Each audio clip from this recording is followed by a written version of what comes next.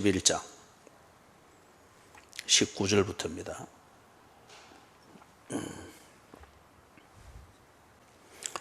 그때에 서대반의 일로 일어난 환란으로 말미암아 흩어진 자들이 베니게와 구브로와 안디옥까지 이르러 유대인에게만 말씀을 전하는데, 그 중에 구브로와 구레네 몇 사람이 안디옥에 이르러 헬라인에게도 말하여 주 예수를 전파하니, 주의 손이 그들과 함께 하심에 수많은 사람들이 믿고 주께 돌아오더라.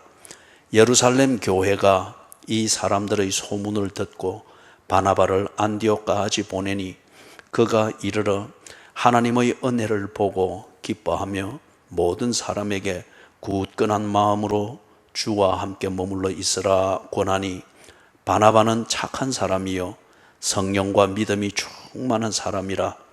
이에 큰 무리가 주께 더하여 지더라. 바나바가 사울을 찾으러 다소에 가서 만남에 안디옥에 데리고 와서 둘이 교회에 1년간 모여 있어 큰 무리를 가르쳤고, 제자들이 안디옥에서 비로소 그리스도인이라 일컬음을 받게 되었더라. 그 때에 선지자들이 예루살렘에서 안디옥에 이르니, 그 중에 아가보라 하는 한 사람이 일어나 성령으로 말하되 천하에 큰 흉년이 들리라 하더니, 글라우디오 때에 그렇게 되니라. 제자들이 각각 그 힘대로 유대에 사는 형제들에게 부조를 보내기로 작정하고 이를 실행하여 바나바와 사울의 손으로 장로들에게 보내니라. 아멘.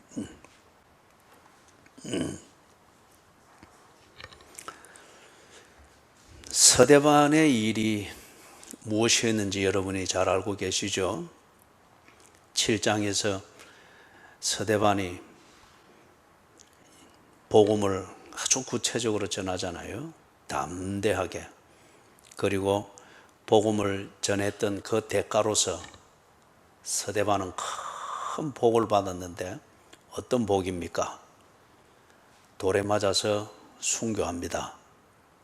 그리고 돌에 맞아 죽어가는 그 상황에서 무엇보다도 자기가 믿었던 예수, 자신에게 영생을 주신 하나님, 그 하나님을 믿고 확신하고 그렇게 살았는데, 그 실체를 보게 됩니다. 그리고 죽습니다. 목사님, 그게 무슨 큰 복입니까? 돌에 맞아 죽는데. 우리가 사는 것이, 이 땅에 사는 이게 전부 다 생각하면은 남보다 좀 더 오래 사는 게 복일 수 있습니다. 남보다 좀 덜 고생하며 사는 게 복일 수 있습니다. 그러나 생명의 본질이 그게 아닌 것 같으면은 그 생명의 본질에 맞는 그게 복일 겁니다. 저는 영생을 믿습니다. 그리고 저는 그 영생을 지금 살고 있습니다. 그렇기 때문에 가족과 15년 떨어져 있는 이게 때로 한 번씩 저를 고독하게 만들지만은 비참하게는 만들지 않습니다. 내 인생을 살고 있으며 이 큰 바운다리 영생 안에서 우리의 가족의 개념은 영생이라는 이 개념 속에서 가족의 교제와 해야 될 도리를 이루고 있다고 믿기 때문입니다. 그리고 이 믿음이 허황된 나의 의지가 아니라 실제라고 하는 것을 알 수 있도록 여러분에게 일일이 다 소개할 수 없는 그 많은 일상적인 증거들을 언제나 영생을 주신 하나님은 내게 알도록 해주셨습니다. 그렇기 때문에 저는 생명의 본질, 이것은 영생인 것을 분명히 믿습니다. 이 영생이 윤회라고 하는 이것으로 끝없이 반복되는 이런 종류의 영생이 아니라 말이에요. 이를 위하여서 이 땅에 왔으면 그 일이 이 땅에서 해야 될 일이 끝났으면 왔던 곳으로 돌아가는 겁니다. 관계입니다. 생명은 관계입니다. 그래서 하나님과 나와의 이 관계, 이 땅에서도 이렇게 맺어지고 있듯이 이 관계가 내 육체를 가진 삶이 끝났을지라도 그 관계는 여전히 살아 있습니다. 그 관계로 돌아가는 겁니다. 생명입니다. 그렇기 때문에 저는 그렇게 말을 하는 거예요. 사도행전 7장에서 우리가 본 것처럼 서대반이 예수를 믿고 그의 삶이 바뀌었죠. 그거는 생명의 본질을 알았기 때문입니다. 그 본질에 맞게 사는 것이 정말 살듯이 사는 인생인 것을 알고 그리 살았고, 그리 사는 가운데 그런 생명의 본질을 모르고 살아가는 그 사람들에게 이 생명의 본질이 무엇인가에 대해서 담대히 말했습니다. 그 결과 서대반과 전혀 생각을 달리하고 자신의 신념, 이것을 흔들어 놓는다라고 여기는 이 사람들이, 절대 다수의 사람들이 서대반을 돌로 쳐 죽였습니다. 그러나 서대반이 몸이 죽었을 뿐, 몸은 어차피 소모품이지 않았습니까? 소모품의 가치는 목적을 이루는데 유효하게 사용되어지는 데 있습니다. 우리의 몸이라고 하는 것, 그리고 몸 안에서 사는 시간과 공간에 매여 있는 이런 의미의 생명이라고 하는 것은 목적을 위한 소모품입니다. 귀한 소모품이죠. 그래서 서대반이 그 목적을 위하여서 기꺼이 그렇게 살았고, 죽는 형식이었으나 그러나 그 시점은 목적을 완성하는 것이었습니다. 그래서 저는 서대반이 큰 복을 받았다, 그렇게 표현을 한 겁니다. 서대반이 이런 세상의 관점에서 볼 때는 환난을 당한 것이죠. 이 일이 있으면서 서대반과 같은 믿음을 가졌던 그리스도인들이 그 환난을 피해서 자리를 옮겼습니다. 이거는 단순히 걸어만 날 살려라 하는 식의 도망과 도피가 아니고 목적을 위하여서 보다 효과적인 자리, 효과적인 시간 운영, 있어야 될 공간, 이것을 찾아서 움직이는 겁니다. 여러분, 예수를 믿는 것은 죽기 위하여서 믿는 게 아닙니다. 예수를 믿는 신앙생활은 폼 잡고 죽는 것, 그걸 말하는 것이 아닌 겁니다. 그것을 목적을 위해서라면은 그런 육체의 죽음도 불사하면서 살아가는 것이 예수를 믿는 신앙생활입니다. 그래서 이 사람들이 그 무의미할 수 있는 그런 환난, 이 자리를 피해서 쭉 흩어졌습니다. 여러 가지 지명들이 나오죠. 베니게가 나오고 구브로가 나오고 안디옥이 나오고, 그리고 20절에는 보면은 또 구브로와 구레네, 이게 나오죠. 조금 이따가 지도를 좀 보면서 우리가 이거는 확인을 하는데, 그래서 여러분들이 이제 이걸 19절을 보면서 좀 의문을 가질 수 있을 겁니다. 아니, 교회는 부흥시키고자 하고 교회를 세우고 부흥을 위해서 봉사를 하고 전도도 하고 이렇게 하는데, 그래서 큰 교회를 세워져야, 그래야 서대반이 전도하고 이래 한 게 뭔가 이해가 될 수 있을 텐데, 아니 시큰 전도를 해놔서 이래 모여놨는데 서대반이 죽는 이 환난을 겪으면서 사람들이, 그것도 중요한 사람들이 다 흩어져 버렸다. 이게 가시적으로 볼 때는 겨우 모였던 사람들이 이런 어려움 사건이 일어나니까 싹 흩어져 버린 거예요. 아니, 하나님께서 교회 세우자고 이렇게 한 것이고 이거 아닌가? 그러면 큰 교회로 만들어지고 이리 돼야 되는 것 아닌가? 그런데 이 교회가 왜 다 흩어지나?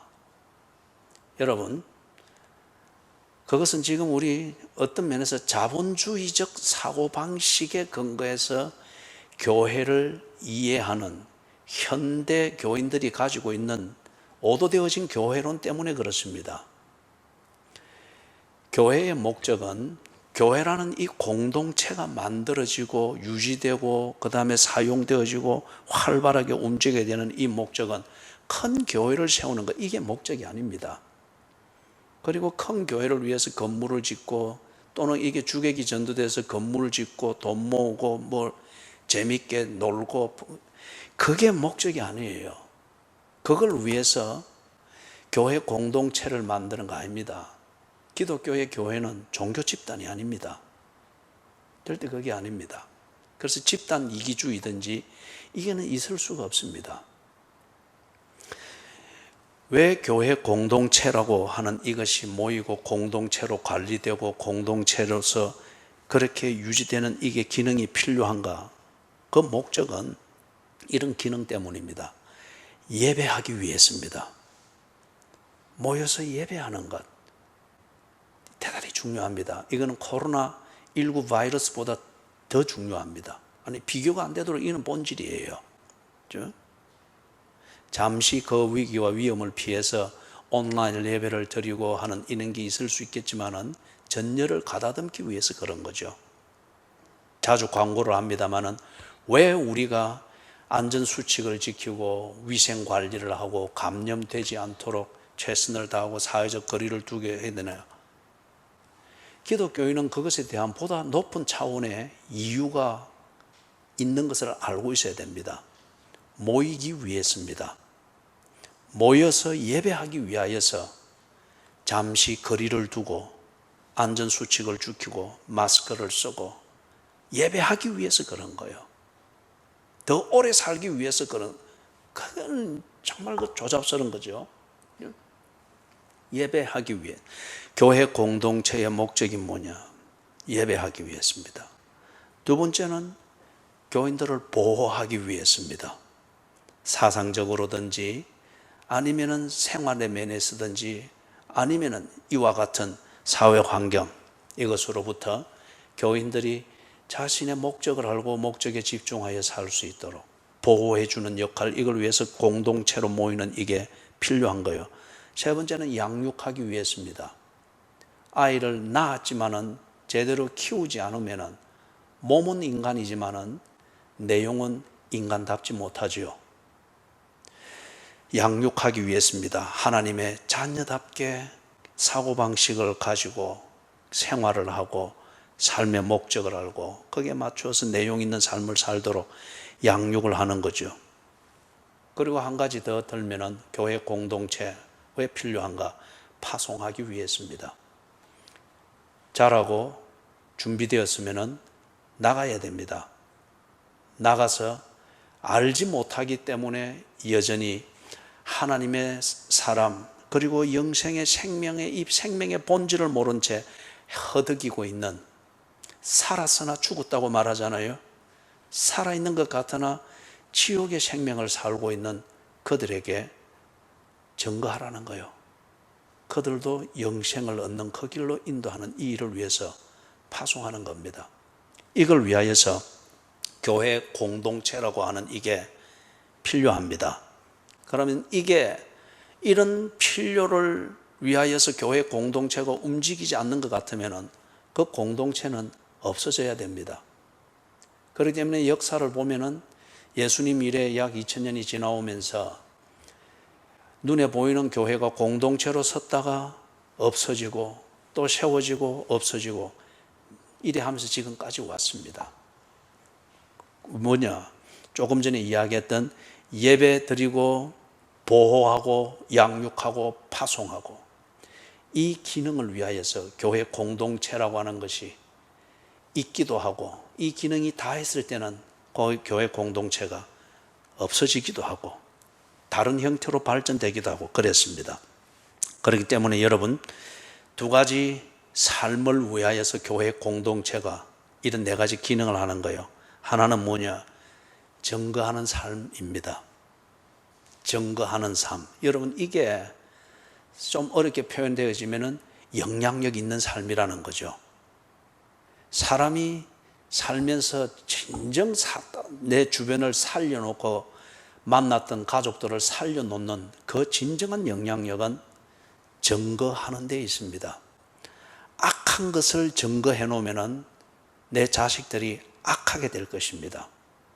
쓸데없는 것을 보여주고 증거해 놓으면 내 자식들이, 내 몸에서 난 자식이지만은 내 마음과는 달리 쓸데없게 살다가 그냥 바람에 날려버리는 죄로 끝나버릴 겁니다. 영생이라고 하는 이것을 내가 증거했다고 하면은 내 자식들이 삶의 본질인 영생을 알고 시간 속에 매인 이 삶을 두려움과 염려 속에서 허덕거리다가 끝나지 아니할 겁니다. 오히려 다스리고 정복하고 충만한 삶을 살 겁니다. 증거하는 삶, 영향력 있는 삶. 예수님은 이것을 표현하여서 소금과 빛이라고 그렇게 말했죠.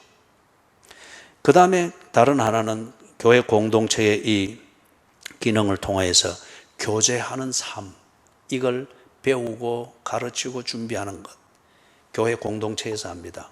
이 교제라고 하는 것이 우리끼리 좋고 우리끼리 자화자찬하고 내가 인정을 받기 위해서 상대방을 조건부로 인정해주고 공치사 쏟아붓는 이런 유치한 교제를 위해서 교회 공동체가 있을 필요가 없고, 교회 공동체를 유지하는 그리 비싼 건물을 짓고 뭐 돈 헌금 그럴 필요가 없는 거예요. 그런 것은 오히려 술집에 가면 더 그런 교제는 재밌게 잘합니다.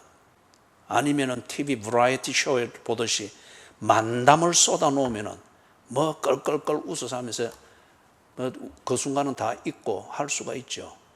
근데 기독교에서 말하는 이 교제는 그런 교제가 아니죠. 아니, 세상에서 그렇게 가르치고 그렇게 즐기고 우선은 잊어버리게 만드는 그런 종류의 교제에 오도되지 않도록 진정한 교제. 교제는 사람을 살리지 않습니까? 교제는 사람의 눈을 뜨게 만들지 않습니까? 진정한 교제는 사람에게 생명력을 불어넣습니다.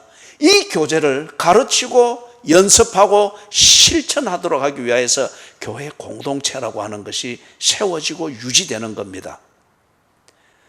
저는 천국을 살고 있습니다. 제가 잘 때는 때로는 내 귀 주변에 거미가 기기도 하고, 그죠? 아주 적나라합니다. 예? 탁 나오면은 향기로운 아내의 화장품 냄새보다는 여기저기 구석에 피어있는 곰팡이 냄새가 저를 탁 맞이해 줍니다.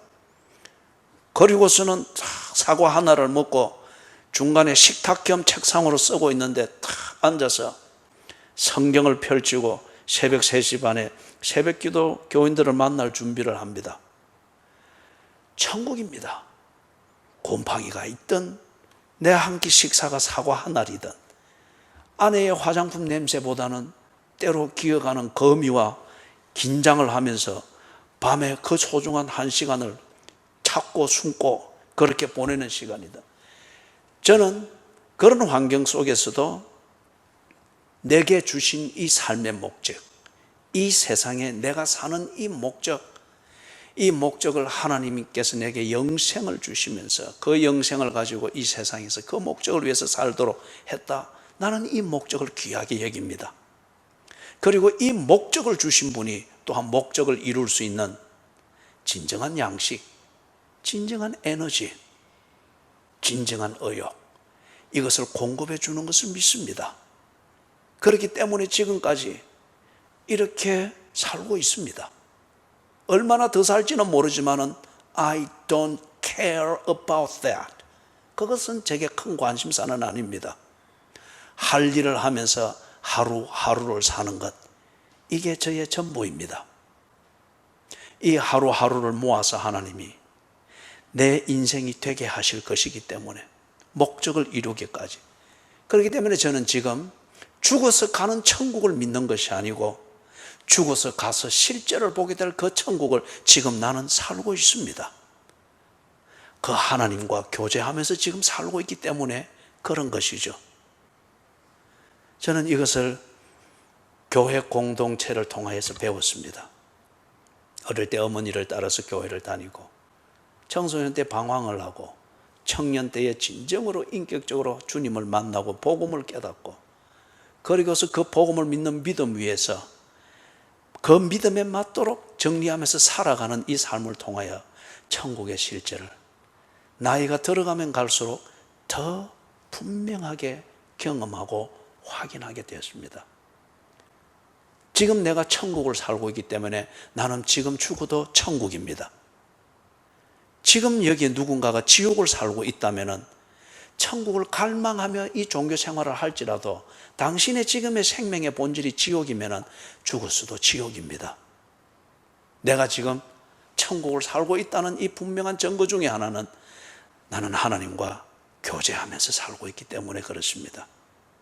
이걸 교회 공동체 생활을 통하여서 배우고 연습하고 확인하고 그리고 이런 확신에 이르게 되는 것. 교회 공동체라고 하는 이게 왜 필요한가? 왜 교회 공동체에서 예배와 보호와 양육과 파송이라고 하는 이것을 연습하고 가르치고 훈련하고 하는 이걸 위해서 왜 교회 공동체가 필요한가? 그 결과 교인들이 증거하는 삶, 진정한 영향력을 미치는 삶, 그리고 교제하는 삶, 하나님과 교제하는 이 천국의 삶. 그죠? 그래서 제가 수요예배 때는 한 번씩 그런 얘기를 했죠. 여러분, 정말 여러분이 교회 생활을 바로 하고 있다고 하면은 천국에 갇힐 거죠. 그런데 천국에 가서 새가족반에 들어가면 안 됩니다. 그 창피해서 어떻게 하겠어요?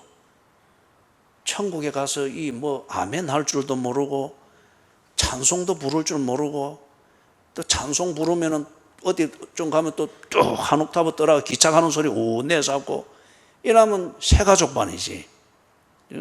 그래도 천국이니까 낫죠. 왜 우리가 천국을 아주 익숙하게 되는가? 그래서 요한계시록 4장, 5장, 6장에 나오는 것처럼 천국에 들어가게 될 때에 지금 우리가 여기서 경험하고 있는 이 천국의 실제를 보는 그게 천국에 들어간다 그 말이에요. 그럴 때에 고향에 온 것처럼 하나님 앞으로 달려나가면서 늘 보아왔던 그 교제의 그 아름다운 파트너를 만난 것처럼 그 앞에 멸류관을 벗어드리고 그 앞에 엎드려 찬양하고 그 기쁨에 왜 그렇죠? 교회 공동체 생활을 통해서 천국을 배웠기 때문입니다. 천국 생활을 여기서 점점 깊이 했기 때문입니다. 그리고 이 교제를 통하여서 하나님과 교제하는 것을 깊이 배워왔기 때문에 그날 그 문 앞에서 만날 때에 전혀 낯설지 않고 오히려 너무 익숙한 거예요. 그래서 그 기쁨이 있다는 겁니다. 교회 공동체, 그것은 큰 교회를 짓기 위해서 존재하는 것이 아닙니다. 큰 교회 건물을 지어야 된다고 하면 이 필요를 위해서 그런 자원과 환경이 필요하다면 그렇게 할 수 있겠죠. 그러나 그게 목적은 아닙니다. 이 목적은 예배하고 보호하고 양육하고 파송하는 이것을 통하여서 교인이 한편 증거하는 삶을 살고 내적으로는 교제하는 삶을 살면서 천국을 깊이 알게 하는 겁니다. 그렇기 때문에 서대반이 이 환난을 당하는 것을 통하여서 예루살렘 교회에 있던 이 교인들 중에 특별히 중요한 사람들이라 여기던 사람들이 흩어지게 되는 것, 이것을 두고 교회 망했다 이렇게 말하는 것, 그건 교회를 모르는 사람이 할 수 있는 소리입니다. 자본주의적 관점에서 교회 공동체를 계산할 때 그렇게 말할 수 있는 것이겠죠. 그러나 교회를 주신 하나님의 이 섭리를 알 때에 이것은 지금 진정한 의미에서 교회의 확장이며 교회의 부흥입니다. 그들이 파송되어지고 있습니다.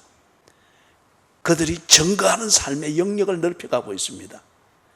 그들이 예루살렘에서 누리던 그 진한 천국의 삶, 하나님과 지금 교제하고 지금 관계를 맺고 있다고 하는 이 진정한 삶, 이것을 예루살렘만 국한시킬 것이 아니고 그 주변 나라들에게, 민족들에게 지금 가지고 나아가고 있습니다. 진정한 교회의 부흥이며 교회의 목적이 확장되어져 가고 있는 이 모습을 보고 있습니다. 하나님의 섭리입니다. 알아서 못 갈 때에는 흩어버리는 거죠. 그죠? 이 목적을 위해서입니다. 자, 지도를 한번 내보세요.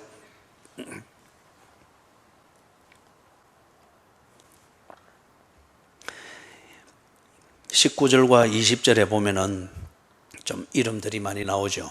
그래서 영어 성경을 보면은 이게 좀 더 익숙한 이름, 여러분이 역사책에서 접했던 그런 이름들로 될 겁니다. 이걸 영어 표현을 우리 소리 나는 대로 음력으로 이렇게 옮겨 놓았습니다. 자, 저기가 지금 지중해거든요. 조금 더 위로 올려 보십시오. 지중해 다 나오더라. 저 위쪽은 흑해고요. 파란색은 이제 흑해. 그 다음에 좀 더 위로 올려 보세요. 지도가 위로 안 올라가요? 원래는 그 밑에까지 나와야 되는데. 자, 저기 좀 더 확장해 볼 수 있습니까? 처음에 나왔던 대로. 지금 저기는 이제 현재로 보면은 그 터키 그 땅입니다. 터키와 마게도냐가 만나는 저 지점인데 그쪽 부분을 내면은 별 의미가 없어요. 이쪽 오른쪽으로 좀 더 나와야 됩니다. 예, 그렇게 올리세요. 자, 저기 보면은 여러분 안디옥 보여요? 예, 안디옥 보이고 그 다음에 구브로 보입니까? 예, 아이고 눈 좋아요. 그 다음에 예루살렘 보입니까? 그리고 저쪽에 중간에 왼쪽 편에 보면은 제가 볼 때는 왼쪽 편에 그레데가 보여요. 그레데에서 직선으로 밑으로 내려오면은 아무것도 안 쓰여진 저게 있죠, 그죠? 예, 조금 더 내려보세요. 밑에 글자 나오던가. 예, 글자는 안 나오는데 저기 그레데에서 직선으로 내려와 가지고 왼쪽으로 조금 가면은 좀 볼록 나온 데 있죠, 그죠? 저 땅이 지금 리비아입니다. 리비아인데 저 볼록 나온 저게 지중해 쪽에 연안에 있는 저쪽에 뭐가 있는가 하면은 구레네가 있습니다. 구레네. 영어 표현에서는 사이린이라고 하고 이제 조금 원래대로 저기 구브로 저것은 사이퍼러스 섬 들어봤죠? 사이퍼러스. 거기고 그레데 저거는 아주 비슷한 의미입니다. 크레테 섬입니다. 옛날에는 아주 부강했던 그런 나라였기도 합니다. 그 다음에 저기 안디옥, 저거는 지금 현재 시리아에 있는 그 도시인데 저 안디옥이 당시 로마 제국 시대 때에 로마가 통치하는 식민지와 본토를 아울러서 3대 도시 중에 하나에 들어갔습니다. 그만큼 크고 부유했던 그 도시였습니다. 그래서 저기에 지금 예루살렘에서 흩어진 이 초대 교인들이 흩어지면서 저 안디옥, 구브로, 저기는 사이프러스 섬이죠. 구브로, 그 다음에 저 아프리카 리비아 땅에 있는 구레네, 그렇게까지 이래 흩어지면서 복음을 전가합니다. 예루살렘에서 흩어져서 나갔던 사람들은 구레네까지는 안 갔죠. 그런데 20절에 보니 역으로 구레네에서도 사람이 올라와서 안디옥에서 복음을 전하는 이게 나오고 있습니다. 예, 지도 됐습니다. 20절을 보니까 구브로와 즉 사이프러스와 구레네, 사이렌, 리비아에 있는 여기에 있는 이 땅에서 몇 사람이 안디옥에 왔다고 합니다. 여러분 이 구레네 하니까 생각나는 사람이 있죠. 좀 들어본 이름이죠. 예수님께서 십자가 지고 갈 때에 지쳐서 쓰러지고 이럴 때에 옆에 있던 사람 무던히 있다가 니 나와 해가지고 대신 지고 가라고 했죠. 그 사람이 구레네 사람 시몬이었습니다. 그리고 이 구레네 사람 시몬이 그 후에 그리스도인이 됩니다. 그리고 이 사람이 지금 이때에 올라와서 복음을 전가합니다. 안디옥에서 복음을 전가합니다. 그리고 당연히 구레네 사람 시몬, 그의 헌신과 이것을 통하여서 구레네에 복음이 전거되어지고 그리스도인이 거기에 일어나게 되는 것 당연히 짐작할 수 있겠죠. 자, 그래서 구브로 사이프러스 여기는 뒤에 이제 나오게 되는 바나바의 고향입니다. 바나바의 고향. 자, 그래서 여기서 사람이 올라오고 구레네에서 사람이 올라오고 그리고 안디옥, 이게 3대 도시 중에 하나니까 사람들도 많겠고 물자도 많겠고 교류가 아주 많겠죠. 그래서 여기서 복음을 전가하는, 이걸 지금 20절에서 이야기를 하고 있습니다. 그래서 헬라인에게도 말했다. 당연히 이 사람들이 안디옥 같으면은 그들이 쓰는 일상 용어는 헬라어겠죠. 헬라어겠죠. 그 때문에 꼭 종족으로서 헬라인이다 이 말만은 아니에요. 헬라어가 아니면은, 고대 그리스어가 아니면은 대화가 안 되고 커뮤니케이션이 안 되는 그 사람들입니다. 그들에게 가서 이 사람들이 사이렌도, 구레네도, 그리고 구브로도 헬라어를 쓰던, 중심으로 쓰던 그 땅이니까 와서 이 헬라어로 그들에게 복음을 전가하니까 잘 알아듣습니다. 그래서 거기 20절, 21절 주 예수를 전파하니 주의 손이 그들과 함께 하심에 수많은 사람들이 믿고 주께 돌아왔다고 합니다. 두 가지를 여기서 좀 정리를 하기를 원합니다. 하나는 그들이 주 예수를 전파하니까 주의 손이 그들에게 나타났다 합니다. 다른 말로 말하면은 여러분이 주 예수를 전파하지 않는 것 같으면은 주의 손이 나타난다고 하는 것은 알 뿐 여러분은 절대 볼 수가 없습니다. 주 예수의 손이 나타나는 것은 전도를 가능하게 하기 위해서입니다. 주의 손이 나타났다. 때로는 기적이라는 사건이 일어날 수 있겠죠. 우리가 앞에서도 보았던 것처럼 베드로가 안전뱅이를 일으키고 막 이런 일들이 있었죠. 그런데 그런 기적적인 사건이 나타나는 것도 주의 손, 다른 말로 하면 주의 능력입니다. 이런 것이 나타날 수 있습니다. 그러나 저는 더 중요하게 여기는 주의 손, 즉 주의 그 능력은 어떤 한 사건의 기적과 같은 사건이 일어나는 것도 중요하지만 그보다는 사람의 생각이 바뀌는 것, 사고방식이 바뀌는 것, 그리고 사람의 그 일상이 다 바뀌어서 내가 참 이 하나님의 은혜로 사는구나. 사람이 무엇을 먹을까 무엇을 마실까 이걸 위해서 사는 것이 아니라 목적을 위해서 먹는 것이구나. 이걸 깨닫게 되어지면서 그 다음에 목적을 위해서 사는 삶을 위해서는 사람이 초라하지 않고 궁색하지 않고 남의 동정과 이해에 의지하여 사는 이게 아니고 이제는 목적을 위해서 딱 자기가 필요한 것을 알고 필요한 만큼 정리하면서 가는 것. 여러분, 이게 하나님의 은혜입니다. 이게 진정 주의 손길입니다. 주님의 능력이죠.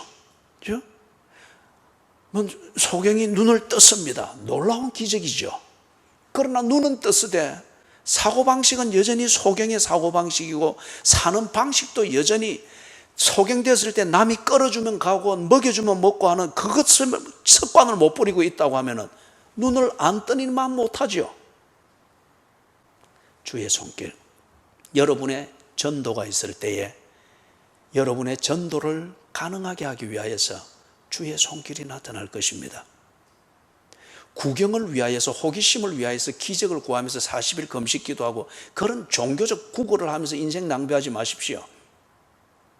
여러분이 어떤 은혜로 사는가, 여러분에게 주신 그 은혜의 주인이 하나님인 것을 증거하고 나타내고 그 영향력을 자녀들에게 나타내고 여러분의 가족들에게 나타내고 여러분의 지인들에게, 이웃들에게 그 증거하는 삶을 실천하고자 할 때에 여러분을 하나님이 도우실 것입니다. 여러분이 거짓말하고 있는 것이 아니라고 하는 것을 하나님이 증명해 주실 거란 말이에요. 이게 주 예수를 전파하니 주의 손이 나타나더라는 거예요. 그렇기 때문에 여러분이 기적을 만들려고 하지 말고 여러분의 생명의 본질을 따라서 담대하게 사십시오. 그러면 여러분의 생명의 본질이 하나님이 주신 것일 것 같으면 여러분이 허풍지기며 사는 것이 아니라고 하는 것을 하나님께서 보증을 하실 것입니다. 이런 내용 있고 능력 있는 그리스도인들이 되기를 주님의 이름으로 축원합니다. 그 다음에 거기에 두 번째로 정리하고서 수많은 사람들이 믿고 주께 돌아오더라. 이게 아직까지 규모를 갖추고 체제를 갖춘 교회는 아닙니다. 이게 지금 초기 단계입니다. 전도를 한다. 많은 사람들이 복음에 대해서 관심을 가지고 그리고 하나님에 대해 관심을 가지고 믿고자 하는 마음을 가지게 되죠. 여러분, 여기서 수많은 사람들이 믿고 죽게 돌아오더라. 이 사람들이, 전도하는 이 사람들에게 논리적으로 설득이 되었거나 아니면 인정에 이끌려서 이렇게 많이 모인 것은 아닙니다. 우리가 그러한 전도의 초기 단계 접촉점을 만들 수가 있겠죠. 어쨌든지 교회에 한번 와보십시오. 어쨌든지 예배를 한번 드려보십시오. 그렇게 해서 좋은 교제를 만들고, 그러나 그게 전도의 완성은 아닙니다. 전도의 완성은 수많은 사람들이 믿고 죽게 돌아오더라. 복음을 믿게 되는 겁니다. 내가 증거하는 그 복음을 믿게 되는 것이며, 내가 왜 이렇게 사는가, 이 진리, 내가 증거하는 이 진리를 그들이 공감하며 믿게 되는 것, 그것에 대해서 관심을 가지게 되는 것, 그거죠. 그래서 수많은 사람들이 믿고 죽게 돌아왔습니다. 이 소식을 예루살렘에 있는 교회가 들었습니다. 지금 예루살렘에 있는 교회가 이 감독의 역할을 하고 있죠. 체제가 잡혀 있습니다. 예루살렘 교회는 6장에서 보았던 것처럼 집사를 선출하고, 그리고 사도들이 말씀과 기도하는 일에 전무하고, 선출된 집사들은 구제하는 일과 재정을 맡고, 이런 일들을 하면서 체제가 잡혀갔죠. 그래서 지금 예루살렘 교회가 이런 새로운 개종자들과 이런 모임이 있을 때에 정말 바른 복음을 듣고 있는지, 바르게 예수님의 가르침대로 그렇게 교제하고 있는지, 이것을 살피는 겁니다. 사람을 보냈는데 바나바를 보냈습니다. 바나바를 안디옥, 여기에 이제 딱 보냈습니다. 가서 살펴보라는 거예요. 그리고 도울 일이 있으면 도와라 하는 이것에서 보냈습니다. 23절을 보니까 바나바가 이르러서 하나님의 은혜를 보고 기뻐하며 모든 사람에게 굳건한 마음으로 주와 함께 머물러 있으라 권합니다. 그러니까 24절에 끝에 보니까 이에 큰 무리가 죽게 더하여지더라. 이게 지금 뭔가 하면은 전도되어서 개인적으로 이제 하나님에 대해서 마음이 열려 있고 더 알고 싶고, 그 다음에 그 복음을 믿는 저 사람들처럼 나도 그렇게 살고 싶다고 하는 이 확인하고자 하는 간절한 열망이 있습니다. 이럴 때에 개인적인 관심으로만 두게 되어질 때에 이게 정리가 안 됩니다. 잘못하면 종교적 열정과 한 번의 경험으로 끝나버릴 수가 있겠죠. 이걸 모아서 관리를 해주는 것이 뭔가 하면 교회입니다. 회중으로 모이는 겁니다. 공동체로 모이는 그 필요의 아주 중요한 이유 중에 하나입니다. 그래서 바나바가 가서 권면하고 돌보고 가르치고 보호하고 하는 것을 통하여서 그들이 모입니다. 정한 시간에 모이고 정한 교제를 하고, 그리고 그들의 관심사가 어떻게 풀어질 수 있는가에 대해서 안내를 받고, 이래서 하나의 공동체로 다듬어져 가고 있는 것을 봅니다. 그런데 24절에 바나바의 인격과 성품을 말하고 있죠. 바나바는 착한 사람이요 성령과 믿음이 충만한 사람이라. 여러분, 개인적인 관심사, 같은 관심사를 가지고 있으나 이것이 모여서 하나의 공동체가 되어져서 목적에 집중할 수 있는 파워가 만들어지려고 할 때에는 거기는 반드시 구심점 역할을 하고 접착제 역할을 할 수 있는 헌신된 사람이 꼭 있어야 됩니다. 기둥이 세워지지 않고는 건물의 지붕을 올릴 수가 없습니다. 못 받쳐내니까. 지붕이 세워지지 않고는 양쪽 사면의 벽이 유지될 수가 없습니다. 잡아주는 구심점이 없으니 제각기 다 무너지는 거예요. 공동체가 되기 위하여서 지붕을 얹을 수 있는 기둥 같은 역할을 해줄 수 있는 사람이 필요하고, 그리고 그 기둥 위에 모든 전체를 딱 붙잡아 줄 수 있는 지붕과 같은 이 역할을 할 수 있는 영향력이 있고, 그런 사람이 필요합니다. 바나바가 지금 참 이 열악한 상황에서 이 역할을 하고 있는 거예요. 그리고 이 수많은 사람들이 모여서 이 하나의 공동체를 이룰 수 있도록 역할을 합니다. 이게 지 할 일 다 해가면서 짜투리 시간 가지고 생색내기 봉사로 될 문제겠습니까? 기둥은 그런 게 아닙니다. 지붕도 그런 게 아닙니다. 그렇기 때문에 지금 바나바가 어떤 사람인가 하는 인격과 성품을 거기에 묘사를 해놓고 있는 겁니다. 착한 사람이요 성령과 믿음이 충만한 사람이라. 여러분, 착한 것만 가지고서는 헌신이 안 됩니다. 착하기만 할 뿐 능력이 없다, 실력이 없다, 의지가 없고 의욕이 없다, 그는 반드시 이용당할 좋은 먹잇감입니다.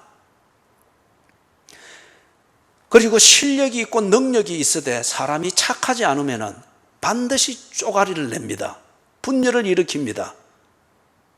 기둥 안에, 기둥으로 세워진 그 집안에 자기 건물을 다시 짓습니다.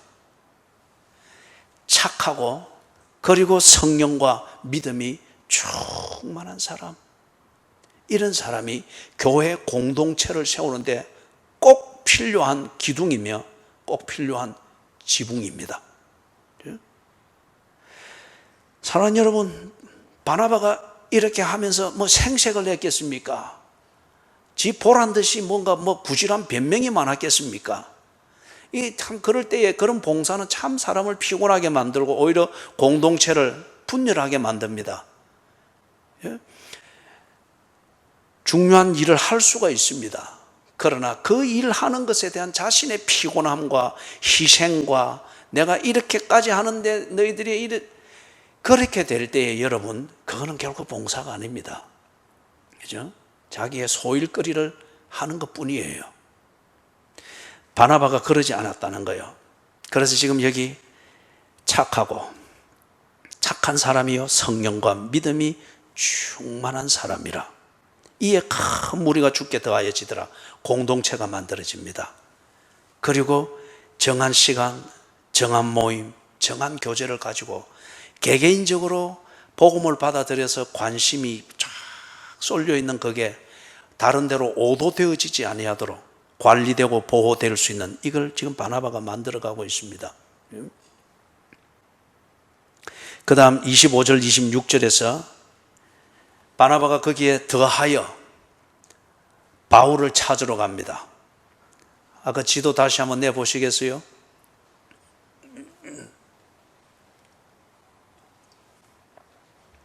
바울을 찾으러 가는데 바울이 있는 곳 다소라고 하는 곳으로 갑니다. 자, 저기에 안디옥이 있고 그 다음에 구브로 섬이 있죠. 구브로 섬에서 직선으로 위로 딱 올라가면은 그 지점에 다소라고 하는 곳이 있습니다. 지금 안디옥과 구브로 저 사이에서 저기에서 삼각형을 그린다 생각하고 구브로와 안디옥 이 직선 중간에서 쫙 올려서 정삼각형을 그리면은 위에 꼭 지점에 다소라고 하는 곳이 있습니다. 바울의, 즉 사울의 고향입니다. 자, 됐습니다. 지도. 그래서 바나바는 안디옥에 있습니다. 지도 됐어요. 바나바는 지금 안디옥에 있으면서 다소로 사울을 찾으러 가는 거예요. 짧지 않은 거리거든요. 그런데 지금 얼마나 이 일이 많겠어요. 바나바가 자기 좋아서 하는 일이고 사명감 가지고 하는 일이지만은 육체적으로 볼 때는 이거는 정말 이게 자기의 하루 일과의 전부 답니다. 벌어먹고 살고 이 생계에 눈 뜨고 돌리고 할 시간이 없습니다. 그럼에도 불구하고 지금 바나바가 25절에서 이 안디옥에 있는 이 무리들, 세워지는 교회를 위하여서 스스로 자원하여 한 가지 일을 더 합니다. 그 먼 거리를 마다하지 않고 사울을 찾으러 다소에 갔습니다. 그리고 사울을 설득하여서 데리고 옵니다. 26절에 보니까 안디옥에 있는 이 교회로 와서 두 사람이 함께 하면서 무리들을 가르쳤다고 합니다. 자, 여러분, 사울이 왜 다소에까지 가게 되어 있는지 앞에서 보았던 그 내용을 기억하면 여러분이 알 수 있겠죠. 서대반을 죽이는 일에 책임을 맡았던 사람입니다. 사울이. 그 다음에 다마스커스에 있는 이 그리스도인들, 그들을 색출하여서 죽이거나 투옥시키기 위해서 군대를 끌고 올라가는 길이었죠. 그래서 사도행전 9장에 보니까 이 사울이 신비한 체험을 합니다. 앞에서 말했던 주의 손길이죠. 신비한 체험을 하면서 눈이 멀어버렸습니다. 그래서 직가는 도로 이름을 말합니다. 한 1.6km 정도 되는 직선 도로를 말합니다. 아주 유명한 도로였기 때문에 직가 하면은 지금 우리말로 말하면 우체부가 다 찾아갈 수 있는 그런 주소지입니다. 직가라고 하는 그곳에 있는 요한의 집에 있을 때 아나니아라고 하는 이 사람이 올라가 가지고 기도하니까 눈에서 비늘 같은 것이 떨어졌다 했죠. 그런 뒤에 예루살렘에 갔다가 이른 다음에 다소로 간 거예요. 자기 고향으로 갔습니다. 고향으로 가서 사울이 뭘 하고 있었겠습니까? 분명히 자기가 경험했던 것, 그 경험을 통해서 만난 예수, 그리고 믿게 된 예수, 그 예수를 믿으면서 자기가 어떻게 변화되었는가, 이것을 증거하는 삶, 이것에 분주했을 것입니다. 바나바가 찾아가서 데리고 와서 설득하여서 같이 지금 세워지는 이 교회를 위하여 그들이 일을 합니다. 뭘 했죠? 가르쳤습니다. 사울이 충분히 이들을 가르칠 수 있는 내용이 있다고 하는 것을 말하기 위해서 앞에 그것을 간략하게 이야기를 했던 겁니다. 가르쳤습니다. 가르치니까 제자들이 안디옥에서 비로소 그리스도인이라 일컬음을 받게 되었더라. 여러분, 안디옥에 한 교회가 세워지고 이 교회가 자라가는 이 그림을 여러분이 지금 보고 있습니까? 전도를 통해서 개인적으로 복음에 대해서 관심을 가지고 하나님에 대하여 마음을 열고 알고 싶어하는 무리들이 확 생겼습니다. 이 무리들을 관리하여서 그 관심을 통하여 복음을 알고 생명의 본질을 알고 하나님의 임재를 알고 하나님과 교제하는 이 실제적인 삶을 그들이 알도록 하기 위하여서 보호와 양육을 주기 위하여서 바나바라고 하는 이 사람이 내려와서 그들을 관리하고 보호합니다. 온 삶을 바쳐서. 그 다음에 그것으로 관리만 가지고는 안 되죠. 관리만 가지고는 안 되죠. 훈련을 시켜야 합니다. 양육을 시켜야 됩니다. 그래서 자신의 삶으로 돌아가도록 해야 됩니다. 바나바가 고민한 끝에 사울을 초청해서 데리고 왔습니다. 그리고 그들에게 뭘 합니까? 제자 훈련을 시킵니다. 제자 훈련을 시킵니다. 예를 들면 여러분, 우리가 오후 예배까지도 이리 하고 난 다음에 또 크로스웨이 또 막 1시간, 어떤 때는 막 2시간, 그죠? 간식이 햄버거 나오면 2시간입니다. 그래서 그런지 이번 기회는 간식이 햄버거로 한 번도 안 나와요. 그래서 제가 그걸 읽었죠. 짧게 합시다. 그 말로 내가 딱 읽었죠. 그죠? 제자 훈련이에요. 제자 훈련. 그렇게 딱 제자 훈련을 이렇게 이제 해 나가니까 제자 훈련은 다름이 아니라 예수를 믿게 된 사람들이 예수를 닮아가도록 돕고자 하는 겁니다. 아는 것만으로는 안 돼요. 아는 것만으로 제대로 사라지는 것 아닙니다.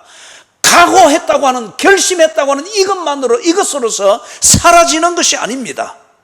결심도 중요하고 아는 것도 중요하고 기본이 되나 그것에 맞는 인격이 만들어져야 되고 성품이 다듬어져야 되고 기술이 습득이 되어져야 되고 경험을 하면서 실력이 쌓여져야 됩니다. 이걸 통하여서 하나님을 닮아가도록 하고자 하는 거예요. 예수를 닮아가고자 하는 거예요. 이럴 때에 예수라면 어떻게 했을까? 하나님의 마음은 어떤 것일까? 이혼의 위기에 직면하면서 이혼 외에 다른 대안이 없다고 여기도록 만드는 내 인생의 절벽에 부닥쳤을 때에 이 절벽 앞에서 하나님은 어떻게 하셨을까?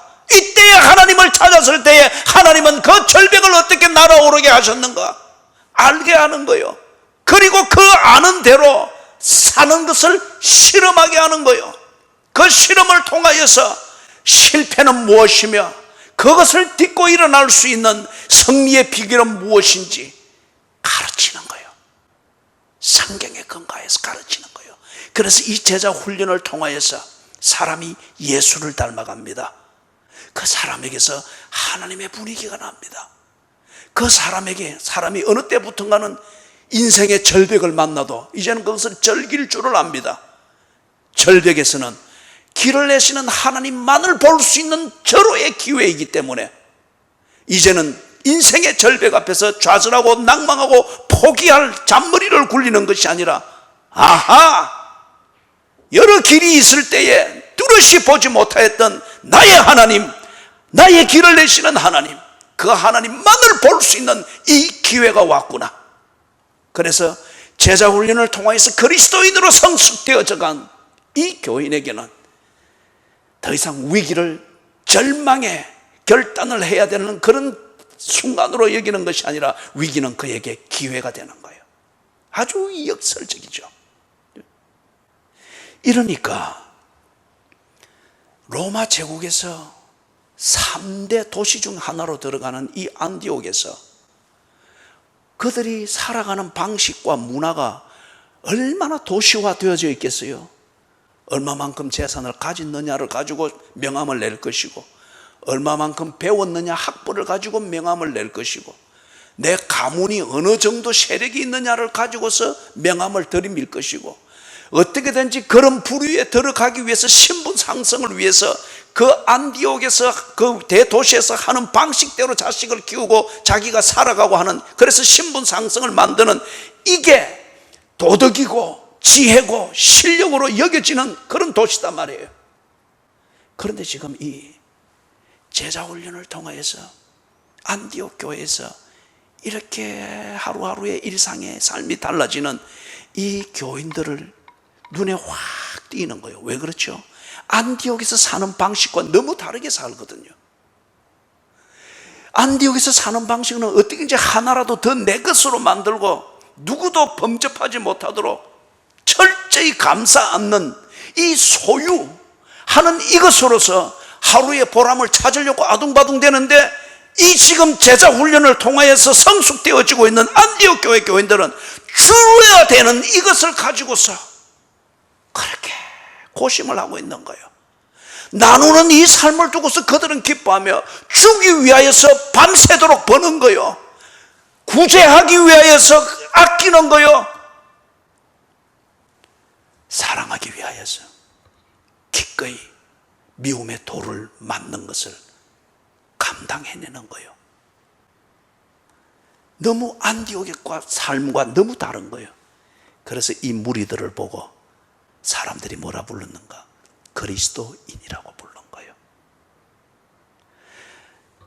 안디옥의 도시에서 그런 방식으로 사는 사람들은 어느 학교 출신이다, 저 우리 동창이다, 저 대기업의 어떤 과장이다, 저 사람 내년에 부장 된다, 저 줄 서야 된다, 이렇게 사람들을 다 이름을 붙이고 그렇게 아는데, 요 안디옥 교회 교인들을 보고서는 사람들이 뭐라 하면, 저 예수쟁이다, 저 왜 저리 사노, 저 예수쟁이다, 저 술도 한잔 할 줄 모르네, 저 예수쟁이라서 안 그렇나,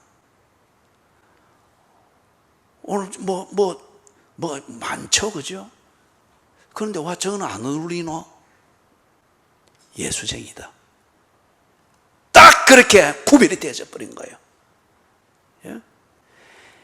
바나바와 사울에 집중된 이 제자훈련이라고 하는 이 사역을 통해서 사람들이 돈 버는 기술은 못 배웠으나 돈 없이도 돈 있는 자보다 더 여유 있게 살며 더 행복을 누리면서 돈 있는 자가 나누지 못하는 이 구제와 사랑을 나누는 이 삶을 사는 것을 그들이 배운 거예요. 예수를 닮아갔습니다. 그래서 비로소 그리스도인이라 일컬음을 받게 되었더라. 여러분, 지금 이때 이 이름은 명예로운 이름이기보다는 조롱 섞인 이름입니다. 아유, 저것들은 우리와 종류가 다르다, 예수쟁이다, 예수쟁이. 27절에서부터 30절, 여기에는 보니까 정말 그들에게 기회가 왔습니다. 자, 먼저 거기 보니까 천하에 큰 흉년이 들리라 하니, 거기 또 역사적인 인물의 이름이 하나 나오죠. 클라우디우스 황제입니다. 로마 제국의 4대 황제. 황제라는 칭호를 붙인 최초의 황제는 아우구스티누스입니다.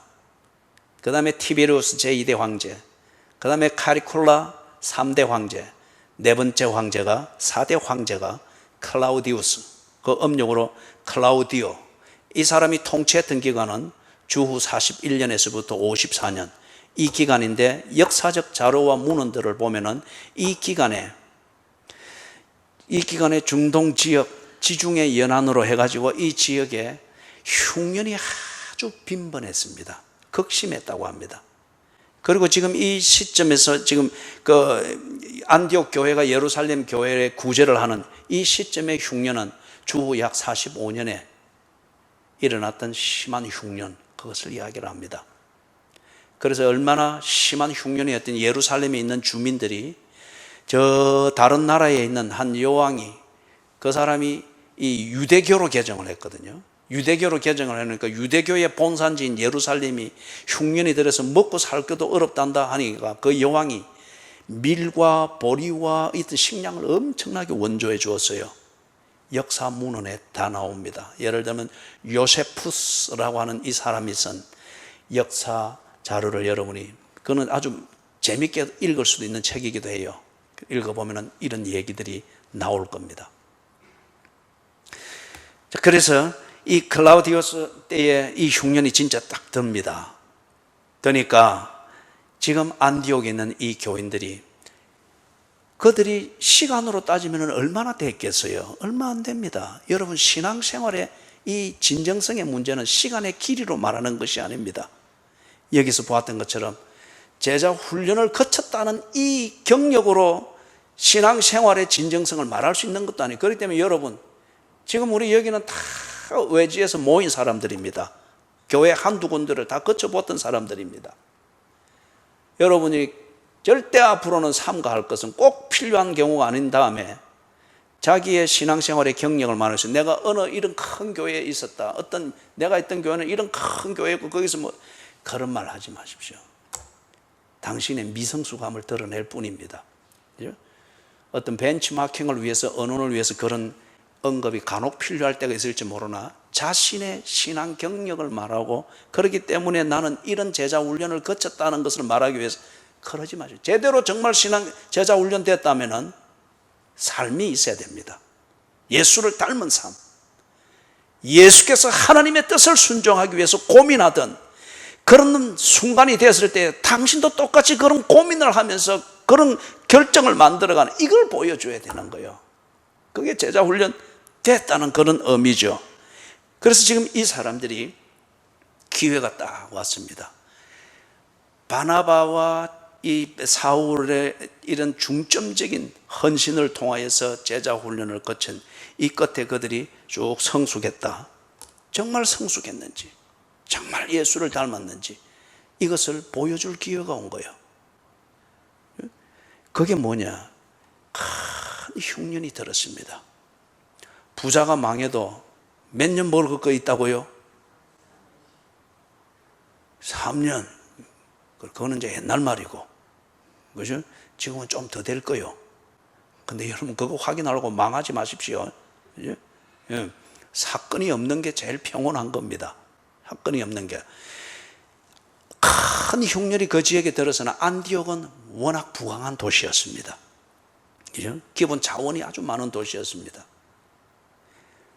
그래서 이들이 그나마 자기 것을 챙기려면 얼마든지 챙길 수 있잖아요. 그런데 예루살렘, 여기는 뭐 우리가 사회적 관점에서 볼 때는 종교적으로는 아주 번성한 중심 도시이지만은 경제적으로는 그렇게 풍성한 자원이 있는 도시가 아니에요. 안디옥은 종교적으로는 아주 세속적이지만은, 그러나 사회적으로는 볼 때 경제적인 자원과 기반이 아주 탄탄합니다. 이 큰 흉년이 왔을 때 안디옥이 그나마 견딜만 합니다. 여기에 있던 교인들이 예루살렘 교회를 생각을 하면서 그들을 돕습니다. 당연히 바나바와 바울이 가르친 것이죠. 그리고 이것이 당연히 그리스도인이 해야 될 일이라 생각하여서 그들이 기꺼이 합니다. 29절에 보니까 제자들이 각각 그 힘대로, 남은 돈이 아니고 푼돈이 아니고 여기저기 굴러다니는 그러한 동전들 주워서 하는 것이 아니고 힘대로 했다고 합니다. 여러분, 이게 구제입니다. 구제는 남는 것으로 하는 게 아닙니다. 그거는 동정이고 동량이고 거지에게 던져주거나 지나가는 개에게 던져주는, 그래서 먹는 것을 보고 즐기는, 그거는 아주 잘못된 거예요. 그리스도인들이 해야 될 구제는 힘대로 하는 겁니다. 더울 때에 여러분이 쇼핑센터에 가서 쇼핑 카트를 끌면서 여러분에게 필요한 것을 담듯이 똑같은 것을 카트를 하나 더 끌면서 똑같은 것을 담으란 말이에요. 그것을 여러분이 먹어서 필요할 것 같으면 여러분이 돕고자 하는 그 가족도 그렇게 먹어야죠.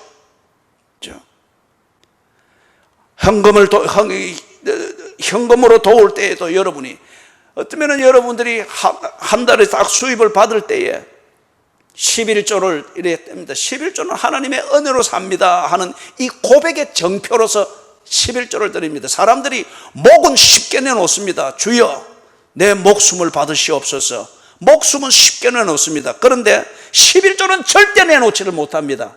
그렇기 때문에 하나님께서 이것으로 시험을 한 거예요. 네가 정말 내 은혜로 사는지, 내가 네 왕이라고 고백을 하는데 내가 정말 네 왕인지 증명해봐라. 왕에게 바치던 세금을 나의 왕은 하나님입니다 하여 하나님께 바치는 거예요. 이게 정말 하나님을 믿지 않으면 이게 안 되는 겁니다. 왕에게 내야 될 세금을 안 낼 때에 그가 더 이상 농작지를 못 받습니다. 그런데 하나님이 나의 왕이다. 내가 네 왕이면은 다른 거로 증명하지 말고 왕에게 바치던 세금을 내게 바쳐라. 내가 네 왕이라며? 그런데 왜 못 바치니? 이게 11조입니다. 웬만한 그리스도인이면 11조를 합니다. 그런데 아직까지 11조를 못하고 있다고 하면은, 하나님의 은혜를 알고 하나님을 나의 주님으로 고백하면서도 11조를 못하고 있다고 하면은 회개하십시오. 아니면은 여러분의 고백이 진정한지 거듭남는지를 확인하십시오. 지금 제가 말하는 11조는 종교적 의식과 어떤 그런 그것으로서 지금 말하는 게 아니에요. 그런 고백이 없으면 11조를 할 필요가 없습니다. 절대 이거는 복채가 아니에요. 신앙 고백의 정표입니다. 교인들이 종교적인 열정으로 목은 몇 개라도 내놓습니다. 그러나 이 11조를 상징하는 이 돈은 절대 못 내놓습니다. 죽었으면 죽었지, 사람들이 내가 소유하고 있는 것은 절대 못 내놓는, 이게 우리의 어리석음이기도 하고 우리의 욕심의 아주 모진 면이기도 하죠. 그래서 여러분이 11조를 하는 교인들 것 같으면 11조를 했기 때문에 나는 모든 것을 다 했다, 그게 아니에요. 그거는 교회의 통로를 통해서 구제를 하는 것이고, 여러분들의 일상생활에서 여러분의 도움이 없이는 설 수 없는 가족들이 있을 것이고, 형제들이 있을 것이고, 이웃들이 있을 것이고, 지인들이 있을 거예요. 아니면 원수 중에 그런 사람들이 있을 거예요. 그들을 위하여서 내가 남을 때 좀 하겠다, 보너스 나오면 좀 하겠다, 보너스 나오는 기다리는 동안에는 그 사람은 죽습니다. 여러분이 한 달 수입을 받을 때에 구제를 위하여서 따로 떼십시오. 11조, 두 번째 11조 구제를 위하여서 떼십시오. 힘대로 도와야 됩니다. 그게 마태복음 6장에 나오는 네 보물을 하늘에 쌓아두라, 그거죠. 하늘에 쌓는 것은 덕입니다. 그런데 그걸 푼돈으로 요것저것 다 따져가지고 밤새도록 부부싸움 해가지고, 그리고 합의 봐가지고 찌꼬리만한 것 그거 가지고서, 그죠? 합의 봐서 이러지. 그러면 안 되죠. 그거는 하늘에 쌓아둘 만한 보물이 안 되는 거죠. 이 사람들이 어려운 가운데서도 더 어려운 자들을 돕기 위해서 힘대로 유대에 사는 형제들에게 부조를 보냈다. 구제연금입니다. 이것을 보내기로 작정을 하고 바나바와 사울의 손으로 그들에게 보냈다고 합니다. 자, 여러분, 말씀을 정리합니다. 두 가지를 가지고 27절에서부터 30절에 나오는 이것은 안디옥에 있는 이 교인들이 정말 자기들이 그리스도인인가, 조롱 섞인 말이지만은, 조롱의 목적으로 그들이 던진 말이지만, 너희는 그리스도인이다, 예수쟁이들이다, 예수께 속한 사람들이다, 우리 안디옥 문화하고는 전혀 맞지 않는 사람들이다. 예수쟁이들이구나. 그러면 이들이 정말 예수쟁이인지 그리스도께 속한 자인지 증명을 할 수 있는 기회를 하나님이 주신 거예요. 자기 스스로를 볼 수 있도록 정말 내가 그리스도께 속한 자인지 아니면 내가 재물에 속해 있으면서 이 재물을 더 안전하게 얻기 위하여서 그리스도라는 와일드 카드를 만지작거리는 종교인인지 이걸 분명히 스스로 시험하여 확정할 수 있도록 이 기회를 주신 것입니다. 하나님이 돈이 없습니까? 아니면 교회가 돈이 없습니까? 교회가 재정이 없어서 그 역할을 못한다. 그 교회는 없어지게 됩니다. 그리고 없어져야 되는 거예요. 그렇기 때문에 이거는 돈의 문제가 아니에요. 예수 전도를 듣고 복음을 믿고 그리고 교회 공동체 생활을 통하여서 생명의 본질을 알아나가고 그 본질을 아는 것을 가지고서 정말 어떻게 사는 것이 내 인생인가 제자 훈련을 통해서 배우고 내가 그리스도인이구나. 그리스도께 속한 자구나. 그래 그렇다면 이제 정말 네가 그리스도인가 네 스스로 한번 봐봐라. 하나님께서 사람들이 목숨보다 더 귀하게 여기는 이 재물 그것도 이 어려운 가운데 내 것에만 집중할지라도 형제나 가족이나 누구도 내게 손가락질 할 수 없을 만한 이 다 어려운 이 상황 딱 몰아넣은 거예요. 그리고 이 도전을 준 겁니다. 네보다 더 어려운 자들이 있다. 예수라면 어떻게 했겠느냐? 네가 어려웠을 때에 하나님께서 뭘 아끼시더냐? 아니면 너를 살게 하기 위해서 하나님이 네게 꼭 있어야 되는 것 그것을 힘대로 주시더냐? 보게 한 거예요. 그리고 이들은 그리스도인이라 이 칭함을 받을 만한 자격이 있는 사람들이었습니다. 힘대로 그들의 것을 나누었습니다. 마지막 한 가지는 바나바입니다. 오늘 제목에도 써놨던 것처럼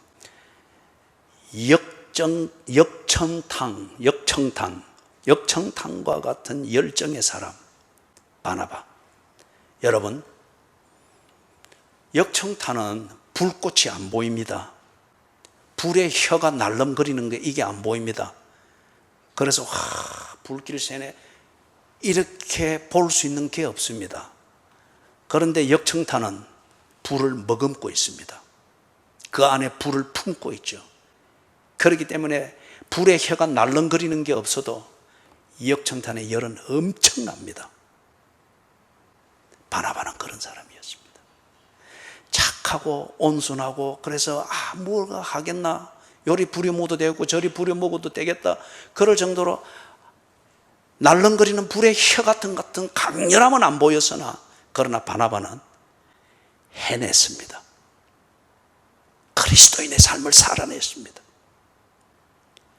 하나님이 그를 부르신 그 목적 이것을 위해서 해야 될 일은 해내고 말았던 역청탕과 같은 사람이었습니다. 이런 바나바를 가리켜 착하고 착한 사람이라 성령과 믿음이 충만하더라. 하나님 앞에 간절히 구하는 것은 이런 교인들이 있기를, 하나님 앞에 간절히 구하는 것은 이런 교인들이 이 나라에 군데군데의 기둥처럼 나타나기를, 이런 교인들이 코로나19의 직격탄을 맞으면서 종이장처럼 교회의 모든 것들이 허물어지고 우리의 실체가 뭔가를 모를 정도로 우왕좌왕하는 이 한국 교회가 새로 정립되는 데 있어서 이런 바나바와 같은 사람이 등장해야 됩니다. 그래서 실력 있는 교회, 주께 쓰임받는 교회, 증거하는 삶, 교제하는 삶, 이것을 보여주고 나누고 퍼뜨리는 이런 실력 있는 교회가 되기 위해서는 이런 역청탕과 같은 열정의 사람, 바나바들이 나타나야 됩니다. 여러분 스스로를 점검을 해보십시오. 어떤 이는 바나바일 것입니다. 아니면은 바나바와 같은 사람이 되도록 하나님께 은혜를 구하십시오. 바나바가 있으면 여러분의 가정이 삽니다. 바나바가 있으면은 여러분의 얽혀있던 것이 풀어집니다. 바나바가 있으면은 여러분은 좋은 증거를 남길 것이며 여러분의 증거를 보는 사람들이 일어날 것입니다. 바나바가 그걸 해냈거든요. 기도하십시다.